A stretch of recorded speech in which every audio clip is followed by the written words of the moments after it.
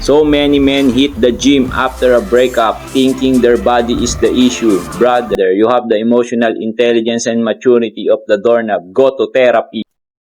Okay, kami mga lalaki after breakup, nag-gym. Eh yung mga babae after breakup, anong ginagawa nyo? Sino-sino lalaki kinikilala nyo? Kung sino-sino nagiging jowa nyo?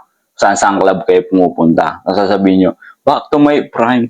Tangina, kaya lalong nagiging fucked up yung utak nyo eh. Nakakatawa lang sa ibang tao, ang bilis mangmusga ng mga lalaking nag-gym after breakup. Keso toxic daw, keso insecure daw. Pero kayong mga babae, gabi-gabi kayo nasa club. Healing na ba tawag nyo ron? Let's be honest eh. Ang lalaking nasa gym, binubuo sarili niya habang naghihirap. Eh kayo, sinasayang nyo lang sarili nyo para sa pansamantalang saya ng iba.